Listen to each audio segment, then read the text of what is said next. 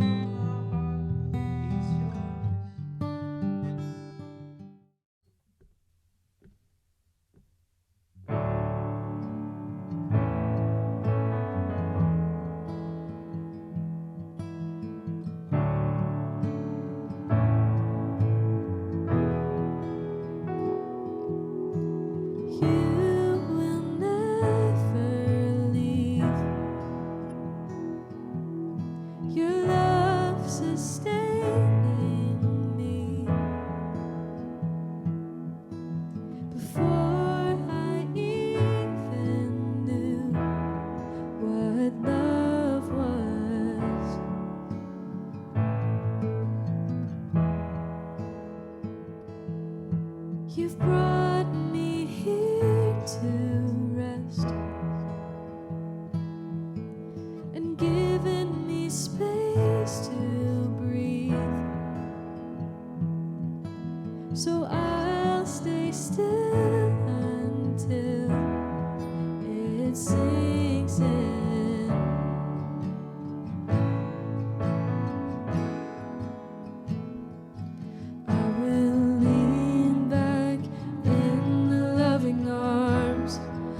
The beautiful Father, I will breathe deep and know that He is good. He is a love like no other.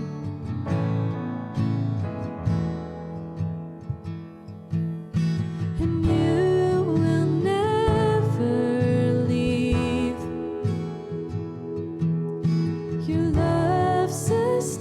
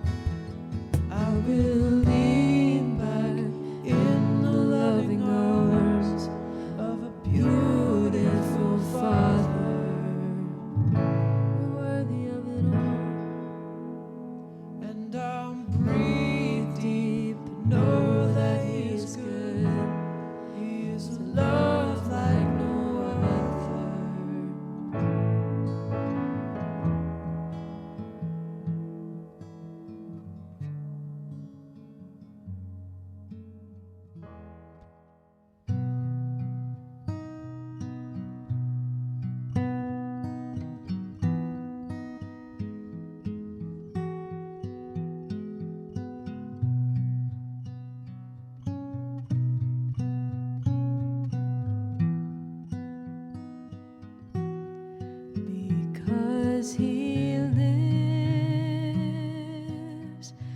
I can face tomorrow because he lives. All fear is gone because I know that he holds the future, and life is worth living just because he lives. Because he lives, I can face tomorrow. Because he lives, all fear is gone. Because I know that he holds the future, and life is worth living just because he lives.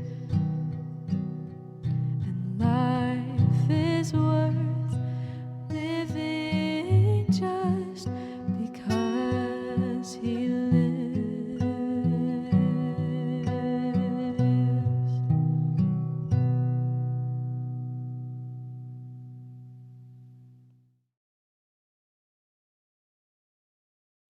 Jonah chapter 2 says, Then Jonah prayed to the Lord his God from the belly of the fish, saying, I called out to the Lord out of my distress, and he answered me. Out of the belly of Sheol I cried, and you heard my voice. For you cast me into the deep, into the heart of the seas. And the floods surrounded me. All your waves and your billows passed over me. Then I said, I am driven away from your sight, yet I shall again look upon your holy temple. The waters closed in over me to take my life. The deep surrounded me. Weeds were wrapped around my head at the roots of the mountains. I went down to the land, whose bars closed upon me forever. Yet you brought up my life from the pit, O Lord my God. When my life was fainting away, I remembered the Lord, and my prayer came to you into your holy temple. Those who pay regard to vain idols forsake their hope of steadfast love. But I, with the voice of thanksgiving, will sacrifice to you. What I have vowed, I will pay. Salvation belongs to the Lord. And the Lord spoke to the fish, and it vomited Jonah out upon the dry land. Well, good morning, everyone. Hey, if you're new to our Facebook page or to our YouTube channel, we just want to welcome you. My name is Nunez. I'm the lead pastor here of Woodruff Place Baptist Church. Please make sure to hit the subscribe button so you can get notifications whenever we upload new videos. I am so excited to share this message with you this morning because it's a life-changing message. I have some practical tools that I want to add it for you to add it into your toolbox. But before we get there, last Monday it was a treat for several reasons. I did share with you last Sunday that you look for signs of hope. You remember that? That was like the main point. That when you're in the pit of despair, look for signs of hope. Well, this past Monday, I went for a walk. I usually walk 3 or 4 times a week in my favorite spot to walk here in the city, which is Woodruff Place neighborhood. Our church is located in a very unique space. We're 1 mile east from downtown, and we're surrounded by 4 neighborhoods. Well, one of those neighborhoods is the Woodruff. It's where we got our name of the church, Woodruff Place Baptist Church. And it was a beautiful day. Weather cooperated. It was about 55 degrees, which for me it was a little cold, but for you it probably wasn't. It was just weather cooperated. It was sunny. And as I'm walking, it was a treat, not only because the weather was right on, in terms of like sunlight, because we need vitamin D, But I got to see some of our church family members. And another thing about Woodruff, if you don't know, is that most of our members, and in fact, all of our leadership team, including our staff, we all live within like walking distance. It's a pretty unique neighborhood here. So as I'm walking through Woodruff, I see the Eversoles walking. And he's like, hey, how's it going? Well, around the block, then I see Sarah and Elena and Newsom driving by. And I say, hey, hello. It's so happy to see them. And next thing you know, I'm over near 10th Street, and there's Bob Baker driving about 100 miles per hour on 10th Street. And I go, he didn't see me, but I saw him. And I go, there's Bob. It was just a wonderful day just to be able to get out and got to see some of you, at least from a distance. I shared with you last week about the pit of despair. And I described that the pit of despair was to describe someone's state of mind, that it wasn't necessarily the pit of despair in terms of physical, but also to identify the state of one's mind. And we are talking about mental health subjects, and I gave you not an extensive view, sort of explanation of mental health. That's not my intention. I sort of gave you like a brief introduction to it, and I don't want to like give you an exhaustive overview on that subject because, for one, I'm not a psychiatrist, I'm not a psychologist, but I do want to focus more on just giving you some practical tools that can help you get through things, because we're good at getting to things, but oftentimes we lack the tools to get through them. And in this season of our lives, I want to be able to give you some practical tools for you to get through this season. So as though we talk about mental health issues here and there throughout the series, I'm mainly going to focus a lot more on giving you some practical tools so that you can get through this season and every season. And before I do that, I do want to say this to those who are suffering from mental health challenges, where it's affected your life in a lot of ways. I want to say to you that you are not a second-class citizen. You are not. And I cannot speak for society. I cannot speak for our culture. That's not my place. But I can speak on behalf of Jesus. And not only do I get to carry his name into the world, but I get to carry his values. And so I would speak on behalf of Jesus, and also I get to the privilege to speak on behalf of Woodruff Place Church. And I want to say to you, if you are dealing with mental health challenges, you know that social distancing is something you've been doing for a long time. You know that isolation is something you've done because you're dealing with some heavy issues. So social distancing is not new for you or to you. But I want to say to you on behalf of Jesus and on behalf of our church here at Woodruff, that you are not a second-class citizen. That you are not the stepchild. That Jesus wants that area of your life. And we want to come alongside of you. We have a history of coming alongside people with severe mental health challenges. But we will also want to come alongside of you, not just to hold your hand and sympathize and love you through this, but I want to give you some tools as we walk along. I want to give you some practical tools as we walk along together, so I can say, here's a wrench, here's a screwdriver. I think you get the analogy here. We just don't want to sympathize with you and hold your hand through this.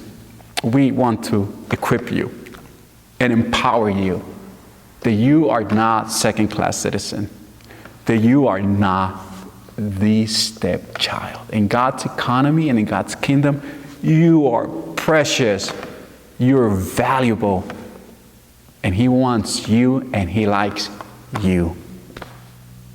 Amen? In fact, if you agree with that, would you go onto our Facebook feed? Say, amen, Ron. We want everyone, and God likes you. So the pit of despair is to describe one's state of mind. And I want to add another component to that, and it's going to be right here underneath the screen.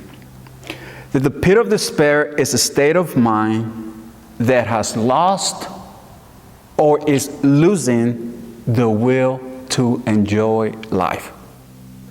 The pit of despair is a state of mind that has lost or is losing the will to enjoy life. Now, you can very well be a functioning person and still hold things together in your life. Similar to a functioning addict. And which makes a challenge for those that can hold things together. You could be performing at the highest level. You could be thriving in your career. You could be thriving in your jobs. But inside, you might be dying. So I don't want you to misunderstand that just because we are holding things together externally doesn't mean that internally we are not. So I want you to be aware of that. I need you to know, okay, I'm holding everything together, just like the mom who tries so hard to hold things together, but inside she's slowly dying. The perfect mom image, or you get the point. The point I'm making is that you could be performing at the highest level. You could be a functioning person and still be slowly, if not already dead, emotionally and psychologically inside. This is why for someone that can still hold all their responsibilities in place, it might be hard for them to get the appropriate help. And I don't want you to make the same mistake that many people do. Because by then, so a lot of times people tend to break down. And it's by then it might be not, it's never too late, but let's prevent from getting there. Is what I'm getting at. Let's make sure that we don't get to the point where things are completely breaking down. We all have bad days. And in those bad days, it's normal not to feel a sense of joy. It's normal not to feel like you are enjoying the life that God's given you. I don't like bad days any more than you do. So I do want to say that bad days are normal. It's okay not to feel like, oh, I'm actually enjoying this day. But I also want you to know the difference from a bad day and a bad season. You might say, well, Ron, what is the difference? Well, the difference is that a bad day, or even bad days, they pass by pretty quick. A bad season tends to linger a little bit longer than what you want it to. A bad season, it feels like a permanent sentence. So that's the difference, that we all have bad days. I don't like them, you don't like them either. But a bad day, or even bad days, it's not the same as bad season or seasons. One is a passing experience, while the other tends to be more of a permanent experience, where you're not feeling any joy, any happiness, and you're not experiencing any of those healthy emotions that God has given us. So I just want you to distinguish between those two. Now this morning I want to share one more principle, in addition to the principle that I shared with you last week, which was to look for signs of hope. Jonah said it this way: I've been banished from your sight. That's Jonah. Now that sounds pretty bad. That sounds pretty depressing. Yet, this is what Jonah says, I will look again towards your holy temple. Jonah is giving us here an incredible insight to a very painful experience that he had. He wasn't able to physically see with his eyes the temple that he was referring to in this verse. A lot of the times we can't see signs of hope with our physical eyes. And it is in those times in our history, or in times even now, where you may not be to physically see signs of hope, but your inward vision has to kick in. Jonah wasn't able to visually see the temple, but he was able to use the power of memory when he was in the pit of that well. And it was in that pit of the well that he uses the power of memory, and he remembered that there was hope.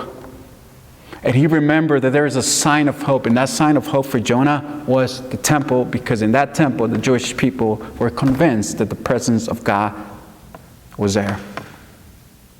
A lot of the time, signs of hope do not come from the outside world, but they come from within. A lot of the times we can't see with our with our eyes what God is doing or His faithfulness. A lot of the times it has to come from within, and you have to remember powerful moments in your history where God's faithfulness met you in such a tangible way. Moments and times where the purposes of God were revealed to you, and maybe you can't see them right now, but you have to use the power of memory. How God's faithfulness had met you in the past, and you say, oh, that's a sign of hope. Now today, the principle that I want to share with you has to do with your thinking. Now I'm sharing with you biblical principles that if you apply them into your life, they will change your life. Now, I want you to write this down. Like, you should be taking notes. Now, I don't want to sound like that this is a guilt trip, but it is a guilt trip. I've gone to many workshops, both with Christian perspective and in a secular perspective. I've gone to many seminars. I've read many books. I've done a lot of research. And I got to tell you that when I go to one of those conferences or workshops on, how to leverage your influence or how to, climb up the ladder of success, there are people in those environments that they're like on the edge of their seat, eating everything up. Now, maybe the reasons why or their motives are completely selfish, but that's besides the point. The point I'm making is that those people are like hungry to grow. And when I sort of go to a church or, in the church context, maybe 10% of people are taking notes. So I want to challenge your eagerness to want to learn and to want to grow. And a lot of the times, you have to take notes because you will forget. Now, I get to do a lot of the preaching most of the time. But when I don't, and I get to listen to other preachers, I'm taking notes. I'm writing them on my phone because I want to grow. And you can learn from the most boring preacher, by the way. And so I just want to challenge your eagerness to want to learn. So I hope you're taking notes, and I hope you're writing this down. And we're going to put it down here on the screen. And here's the second principle that I want to share with you this morning. It's the principle that I want to share with you is that everyone thinks, but not everyone thinks correctly. Everyone thinks, but not everyone thinks correctly. Whatever you think about the most will grow in you. Whatever you think about the most will grow in you. If you think about the vision God's given you for your future, it will grow in you. If you think about all the possibilities during this season, it will grow in you. If you think about the ways you can serve others, that will grow in you. If you think about ways that you could be a blessing to your family, it will grow in you. If you think about ways that you can support your church, that will grow in you as well. Because whatever you think about the most tends to grow in us. Now, the same can be said that if you think about negative things, that will grow in you as well. Maybe you've lost your job. Maybe income is no longer coming in. And if you just fixated on that, then that will grow in you. The anxiety level will grow along with it. If you think about the people that offended you, that will grow in you. Anger will go right along.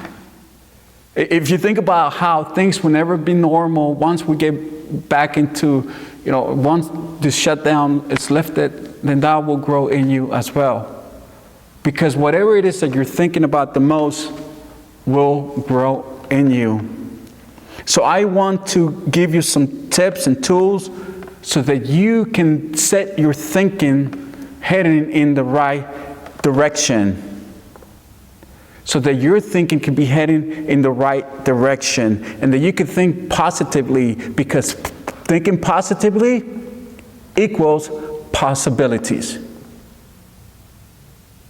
If you think positively about things, it will create possibilities. Now, I'm not asking you to get rid of all negative thinking. No. I wouldn't do that to you. Why? Because it's not realistic. It's not. So I wouldn't ask you to get rid of all negative thinking, because that is just not possible nor realistic. But I am going to ask you, I am going to challenge you, and I am going to equip you for you to be able to nurture thinking correctly more than thinking poorly. The answer to poor thinking is simply good thinking. The answer to poor thinking is simply good thinking. But we get used to certain things in our lives. We get used to certain conditions. We become complacent and we become comfortable with those things. That even if a solution were given, we will say no. It reminds me of a story of 3 good friends that decided to go fishing. Well, unbeknownst to them, the day was projected to be a bad weather. It was going to be a bad day. Well, they go out there fishing, and soon enough, there's a storm that kicks in, and the wind just pushes the boat out into the deep end of the ocean. They were stranded for 3 days. And one of them then noticed that there was a bottle floating. And it got closer and closer to the boat. Well, one of them reaches over and gets the bottle off from the water, and boom, a genie showed up. Genie goes, whoa, Masters, you've disturbed me from my sleep. It's been over 2,000 years, but now I'm here, and I will grant you 3 wishes. And since there's 3 of you, I will give 1 to each of you. Scared and excited, one of them says, wow, this is wonderful. All I want is, I wish I could go back home with my wife and kids. Boom. Done. The second, in complete shock, goes, oh my goodness, this is really happening. He says, well, I don't have a family, but I definitely want to get out of this situation. I want to be at the gym. Boom, done. And he comes to the last one, which, by the way, happened to be Salvadorian. And the last one's bawling. He's crying. Genie was a little puzzled over this. He goes to him and says, hey, what's the matter? Why are you crying? I'm basically here to grant you 1 wish. Whatever it is that you want, I will grant it to you. Salvadorian guy's crying. It's like, well, you don't understand. This is a horrible experience, but over the last 3 days, I've bonded with my friends. We've connected, and we just became like brothers. And I just missed them already, and I just wish they were here. Boom. I know. But that's kind of the way our thinking works.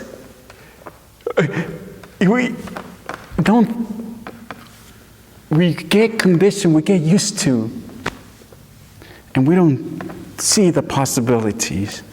And I don't want you to make that mistake. Thinking correctly or thinking in the right direction, it's free, but it's costly. Because you're going to have to climb up the mountain. Because everything that is worth pursuing, it's up here. It's not here. It's not down here. Anything and everything that in your life that's worth pursuing, it's up in the mountain. It's always an uphill battle. Moses in the Old Testament climbed up Mount Sinai, not once, but twice. Why? Because the presence of God was up there. Because everything that's worth pursuing, it's never here. It's never down here. It's always an uphill battle. You know who also climbed up the hill? Jesus on the cross. To get to you. To get to me.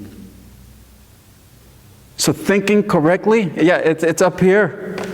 It's not here. It's not below. And it's an uphill battle. But again, anything that is worth pursuing, it's up here. So thinking correctly, it's free, but it's going to cost you.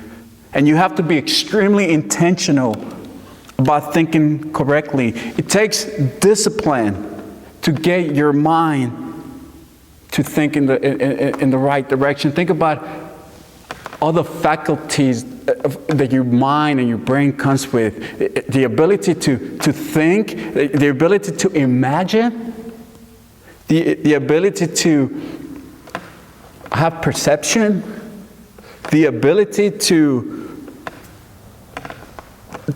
think critically, the ability to have perspective. Like all those are different faculties that your brain and your mind have. And if you can bring all those things together and you can lead them in the right direction, it is powerful.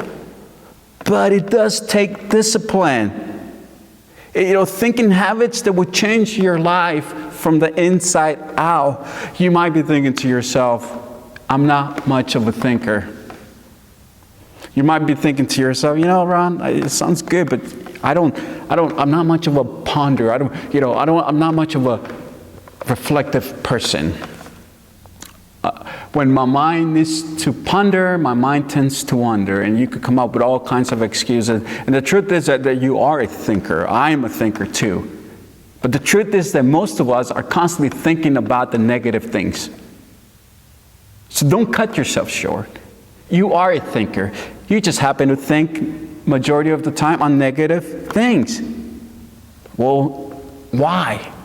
Because it comes naturally. It just comes to us. It doesn't take a lot of effort to do it. That's why you do it all the time. That's why I do it all the time. Because it's just a natural thing to do. Is to think negatively. To think negative things about the world. To think negatively about others. And to think negatively about ourselves. That's why we do it all the time. Because it just comes naturally to us. If it didn't come naturally, you wouldn't be doing it. I guarantee you. Like, when was the last time you decided to select time out of your day, to carve out time when's the last time you put it on your calendar to say from 6 p.m. to 7, I'm just going to sit and I'm going to think about the worst things of my life? Like, when did you build that into your calendar? Have you ever carved time to be like, today, for the next hour, I'm just going to think about negative thoughts? No, you don't do that. Why? Because it just happened. It just happened naturally. But thinking positively doesn't. And there is some discipline. But it's possible to get there. But you have to be extremely intentional about it. Like, have you ever gone to a bookstore or a library and you've seen a book with the title 10 Steps on Developing Stinking Thinking? No, right? Or have you ever, seen, a book that says 10 ways where you could think more negatively about you and the world? No, more than likely you're going to see books with the title 10 Steps to Think Positively. Or you might see another book with the title, Everyone Thinks, but Not Everyone Thinks Correctly. Wait, that's my book. I'm still writing that one. So you just give it some time. You'll see it one day. Because thinking in the right direction, it's a rare commodity. If thinking negatively was a rare commodity, you will be writing a book about it. But thinking in the right direction is a rare commodity. And I want you to get your thinking to work for you and not against you. And when you do that, you will begin to develop respect for yourself, and you won't talk to yourself in such degrading ways. You might think to yourself, good thinking habits don't apply to me. You might think to yourself, developing thinking habits that are good don't apply to you, that only applies to high-level thinkers. That only applies to engineers. That only applies to people who are solving the world's worst problems. There is an unspoken assumption that thinking correctly is left only to those with high-level jobs. But good thinking habits applies to everyone, including you, and especially if you are a follower of Jesus. If you are a follower of Jesus, developing good thinking habits applies to you. You might be thinking to yourself, well, wait a minute. Do we have now a mini Dr. Phil on our hands and not a solid preacher of the gospel in Ron? Just in case you might be thinking that, I want to read a text to you that I hope it will convince you that God wants you to think correctly. I want to read to you a text that hopefully will convince you that God wants you to have your thinking heading in the right direction. Philippians 4:8.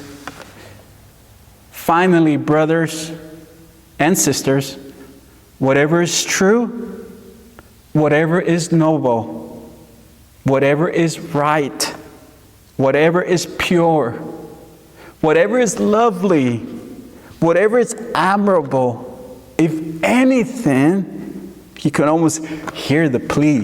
If anything is excellent or praiseworthy, think about such things. The writer of that text, his name was Paul. And he wrote those words in a time in history where Christians were persecuted. He wrote that text in a time in history where Christians had everything going against them. The fear of imprisonment, the fear of their property being confiscated, the fear of not being able to work because of their faith, the fear of losing their physical life because of their commitment to the Lord Jesus Christ. And it was in that context that he wrote those words. It is in that context that he reminds us and encourages us to think differently about what's around us and what's inside of us. And he wasn't downplaying reality. He was trying to move his readers forward in spite of their reality. So your reality today might be that you've lost your job through this crisis. Your reality might be even being that a loved one has lost their lives through this season. That might be your reality today. But Paul encourages us to think differently, to think about things that they are going to bring life. And he gives us more than 5 things to think about. I know what it's like to be in the pit of despair. And I'll leave you with this. And we're going to pick this up again next week. I'm not an expert. I'm not coming to you with some theories here. I'm a practitioner. And I know what it's like to be in the pit of despair. I know what it's like to have lost the joy for life. I know what it's like to be in bed not wanting to get up. I know what it's like to be in the pit of despair. Whether that came through the loss of our first child, or through the loss of a job, through the loss of opportunities. And to be honest, sometimes it came because of my poor choices.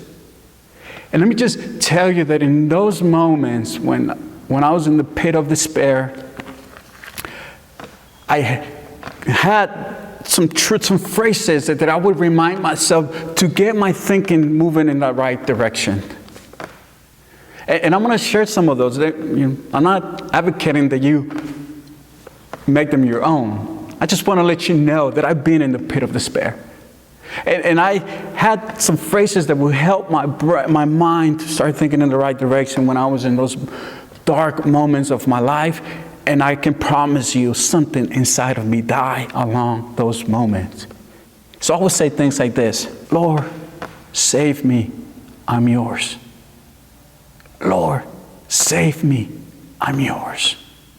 And at times that wasn't sufficient enough, so then I would use another phrase that sounded something like this: you are enough for me. And I say you, and I mean not you or me, but you, God. You are enough for me. You are my inheritance. You are my portion. And I will use another phrase that maybe you've used this one because it's a well-known one, and it goes like this: this shall pass. The truth is, everything will pass. Even the good things will pass. Even if our bodies are afflicted with disease and our bodies are afflicted with pain, that will pass too, my friends. Because everything will pass. And when we go from this side of eternity to the next, we know that there is a loving God waiting for us. And here's a bonus, and I'll leave you, now I'm really going to leave you with this, is that when I will find myself in the pit of despair, I would also often think about the day in history where I gave my life over to the care of God. It was magical. Now, you may not be able to pinpoint exactly the time and day in history where you gave your life over to the care of God, but the fact that you are following Jesus, that in and of itself, it's magical. So today, what can you do today? How can you set your mind, your brain to start thinking in the right direction? I can't choose that for you, but I think I gave you enough material to get started. Would you do it? Oh, I know you can, and I know you will. I'll see you next week. We're going to pick it up again. If you think this was helpful to you and minister to you, please feel free to share it with your friends and family. Thank you.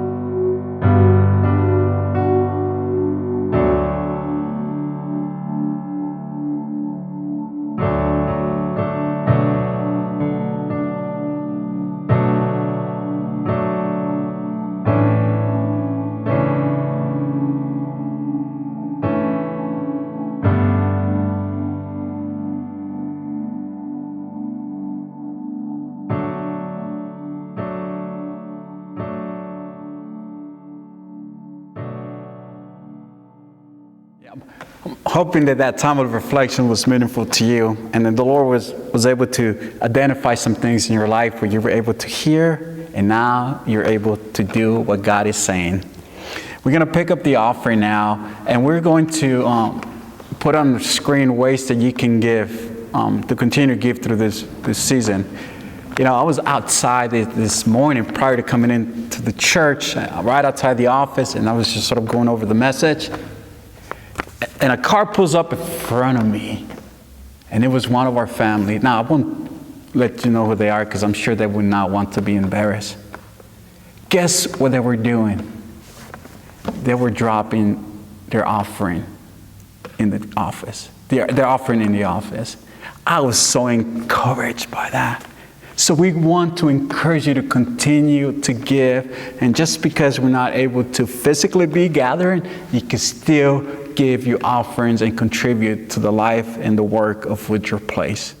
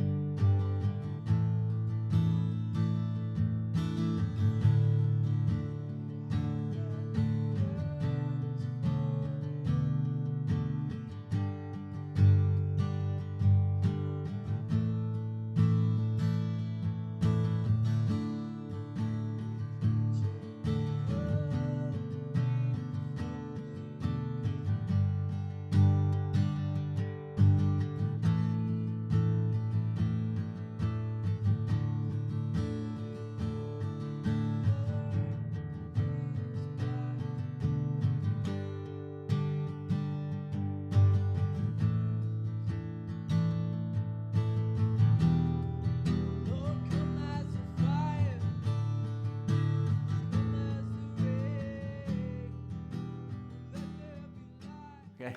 Now we're going to jump from this platform into a different platform. We're going to jump to the platform of Zoom. Now, Pastor Joy either has or will be sending out the invitation link. If you are not part of Woodruff, we still want you to join us. Let me tell you what you can expect when you join this the platform is that I'm going to pray with you, and you get to share prayer requests, and then I get to give you the benediction. I know this is something new we're doing. Hopefully not for long, because hopefully we'll get to be back together pretty soon. So I'll see you then. What are you waiting for? Let's go. Thank you for watching. If you have any prayer requests or just need somebody to speak to during these hard times, don't hesitate to give us a call or email us at the number and email below. Have a great week.